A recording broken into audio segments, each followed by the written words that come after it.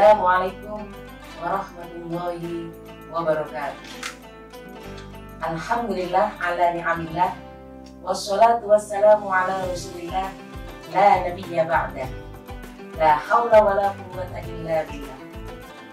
Sahabat-sahabatku, seluruh mahasiswi PDIPPAI, NIPK, IAIN Syahrir Cirebon. Bertemu lagi dengan saya Siti Maria Mulyad, SS MPDI, dosen pengampu studi Al-Quran. Pada pertemuan ketiga kali ini saya akan membahas tentang munasabah. Munasabah secara etimologi berarti digunakan dengan arti musyakalah atau muraqabah yang artinya dekat.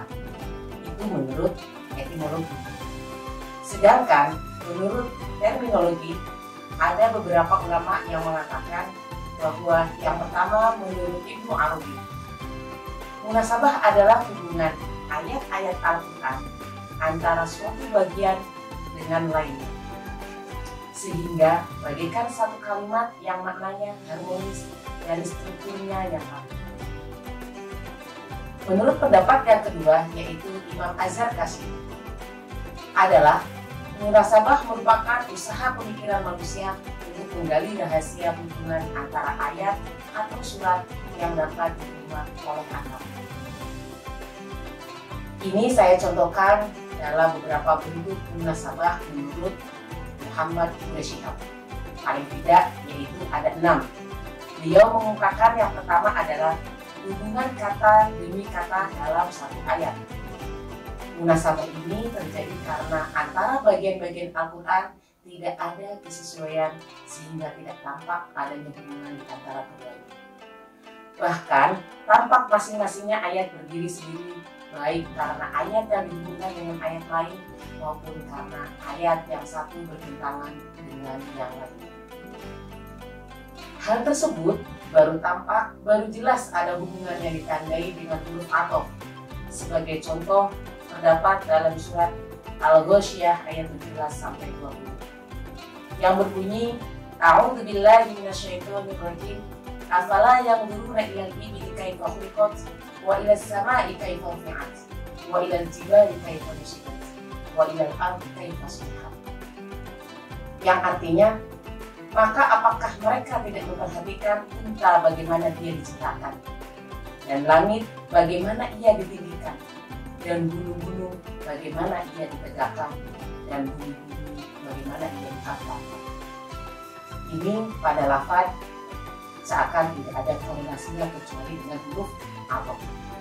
Munasabah untuk contohnya yang kedua adalah hubungan antara kandungan ayat Al-Quran dengan fasilah atau penutup ayat. Dalam satu surat terdapat korelasi antara awal surat dan akhirnya. Misalnya dalam surat Al-Qasas dimulai dengan kisah Nabi Musa alaihissalam dan Fir'aun serta pasukannya. Sedangkan penutup surat tersebut menggambarkan pernyataan Allah Subhanahu wa Ta'ala agar umat Islam jangan menjadi penolong bagi orang-orang kafir. Sebab Allah Subhanahu wa Ta'ala lebih mengetahui tentang hidayah. Yang ketiga contohnya yaitu hubungan ayat dengan ayat berikutnya. Hubungan antara ayat pertama dengan ayat terakhir dalam surat atau dalam satu surat. Contoh masalah ini dimulai dari surat Al-Mu'min ayat 1 yang berbunyi Qad aflahal mu'minun. Lalu di bagian akhir berbunyi Innahu la yuflihul kafirun.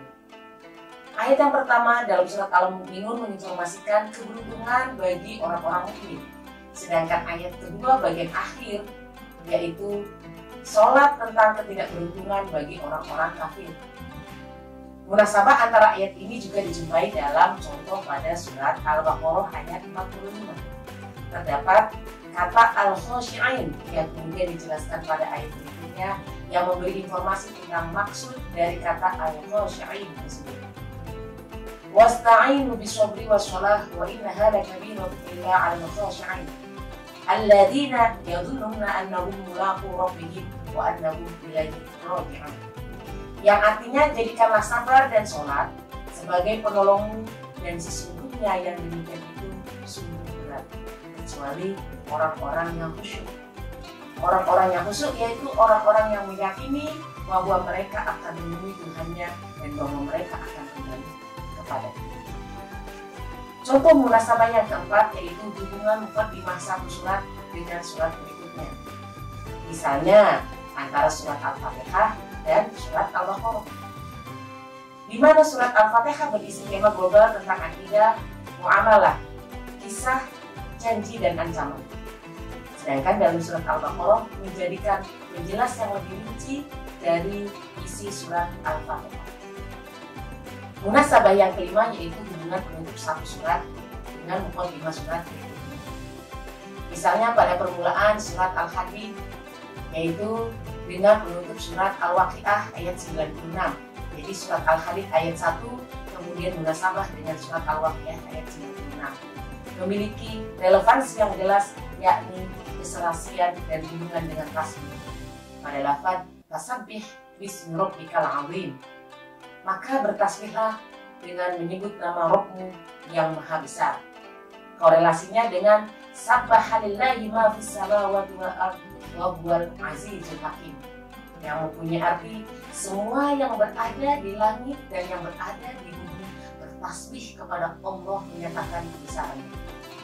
Dan dialah yang maha perkasa lagi maha bijaksana.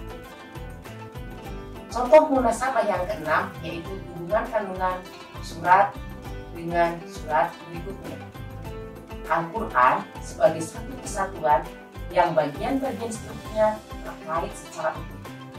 Pembahasan tentang munasabah antar surat dimulai dengan memposisikan surat Al-Fatihah sebagai ulumul kitab atau induk Al-Quran, sehingga penempatan surat tersebut sebagai surat pembuka atau Al-Fatihah adalah sesuai dengan posisinya yang merangkum keseluruhan isi Al-Quran surat Al-Fatihah menjadi umul kitab.